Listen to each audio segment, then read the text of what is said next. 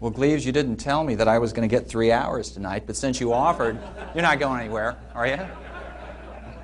I want to thank Gleaves for having me back. It's always a delight to come to Grand Rapids and to the Hauenstein Center. It's a wonderful center for the study of the presidency, and Gleaves always treats me very well. It's always a treat to be invited back. And I want to thank Elaine on my behalf for the good work that she's done with Ford Museum and Library. And for the first time, I want to thank you on behalf of my son. I have a son who unaccountably has decided he wants to become a historian.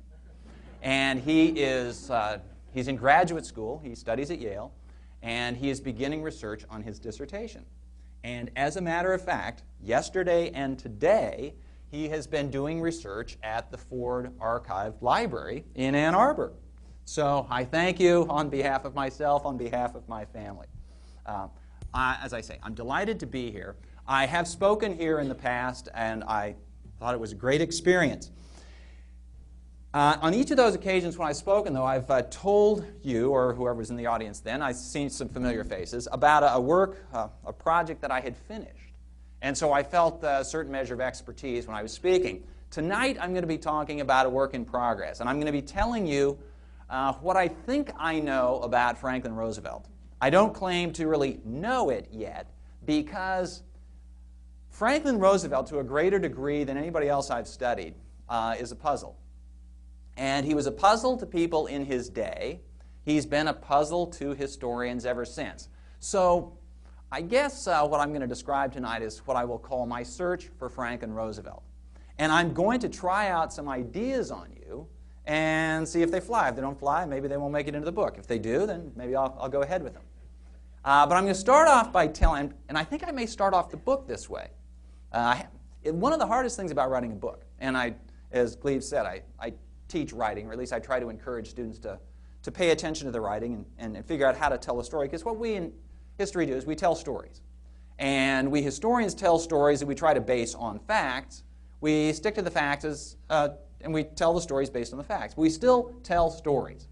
And I think that's the reason that history is so attractive, that we learn about other people. I tell stories about other people, you read stories about other people. And the hardest part of any book, of any paper, is figuring out how to start the thing. How do you get this thing off on the right foot? How do you establish the right tone? And I've tried various approaches. I've written 3 prefaces and 2 prologues already. And I only get to use one. Actually, I don't get to use one of each, although I may fudge. I may write a preface and a prologue. And one version of the preface explains, and I have to do this in some form or another, I have to explain why I'm writing about Franklin Roosevelt. There have been probably a dozen pretty substantial biographies of Franklin Roosevelt until now. So the obvious question any potential reader would ask, and deserves to have answered, is, well, why is Bill Brands writing about Franklin Roosevelt? So I have to explain that in one form or another. I sort of owe it to readers, and I'll tell you quite candidly, I need to tell reviewers why I'm going to do it, because they're going to ask that question, even if readers don't. So one version of a preface says that, basically it starts off like this. Franklin Roosevelt was not my president. He was my parents' president. My father is almost 93 years old. He was 18 when Franklin Roosevelt was elected president. He didn't like Franklin Roosevelt. My father was a Republican, raised in a Republican family, and he didn't like Franklin Roosevelt through the first 8 years of Franklin Roosevelt's presidency. If Franklin Roosevelt had left office after 8 years, as everyone expected he would, then my father would have never liked Franklin Roosevelt at all. He thought that the New Deal was spendthrift. He didn't like the intrusion of government into private life and into the private sector. He didn't like the high expenses, the high bills, the tax bills that the New Deal ran up. But then along came World War II. And Franklin Roosevelt, who by his own description shifted from being Dr. New Deal to Dr. Win the War, all of a sudden took on a different meaning to Americans. Because once the war in Europe began, once the war in the Pacific loomed larger, once the United States entered the conflict itself, then all of a sudden this president, who was a Democratic president, who was a liberal president, who was something of a divisive figure, was now commander-in-chief. And he commanded the respect of the American people. He won the respect of the American people in a way that simply as a domestic president he hadn't. And so even my father grudgingly came around to respect Franklin Roosevelt. My father was in the Army during the Second World War, and simply as a member of the armed forces, he had to respect, or at least act as though he respected, the commander-in-chief. But he also recognized that Roosevelt led the United States to victory in the greatest war in history. And that's got to command the respect of anybody. My mother is 12 years younger than my father. And my mother was just a school kid. I mean, she was in about first grade when Franklin Roosevelt was elected. But she was in college when he died. And she was able to testify to something that I had heard often, but I really didn't have any kind of personal sense for, that she remembers exactly where she was when she heard the news that Franklin Roosevelt had died. Now, without trying to date anybody in the audience, since I told you this is a work in progress, and so this is something of a workshop for me, let me ask you, how many of you can remember where you were when you got the news that Franklin Roosevelt died?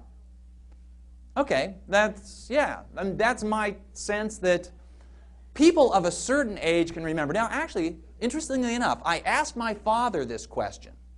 My father doesn't remember where he was when he got the news that Franklin Roosevelt had died. My father was, I'm trying to remember where he was stationed at the time. He was still in the Army. But he doesn't remember exactly where he was. And so he was older.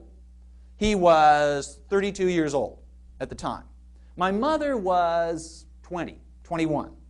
And so one of the differences is that my mother could not remember any other presidents. She was young enough that Franklin Roosevelt was the only president she remembered. My father was old enough that he remembered, I guess he certainly remembered Coolidge and Hoover. And so he knew that, there were other presidents, there would be other presidents. But for my mother, and for people who were in that certain age window, they couldn't remember a previous president.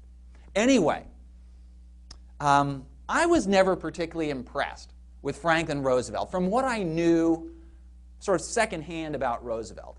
And this falls in the category, in part, this falls in the category of I wasn't impressed with Franklin Roosevelt because the things that Roosevelt accomplished just got woven into the fabric of American life, so that it seemed as though it had always been such. I remember, in fact, when I was in graduate school, I had this fellow graduate student who had this stock phrase, and he would use it in all sorts of circumstances. And he would say, "That's Shakespeare, pretty good writer, but he uses too many cliches."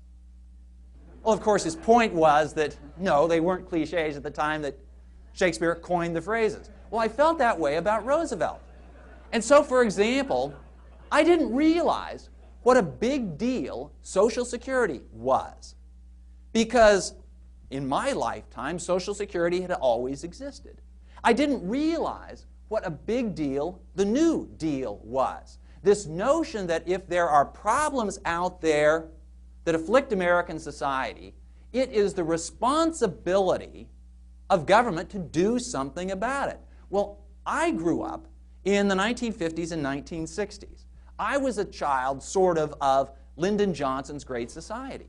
Well, Johnson's notion of the responsibility of government went far beyond Roosevelt's. And so, from what I knew of the New Deal, well, it seemed like it sort of paled by comparison to Johnson's Great Society.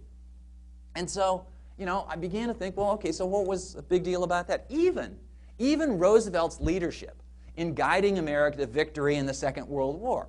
Well, I knew in some sense it was kind of a big deal, but I was a kid of the age of America's superpowerdom, if I can use that word. And so the notion that the United States should have won the Second World War, well, duh, the number one power is supposed to win.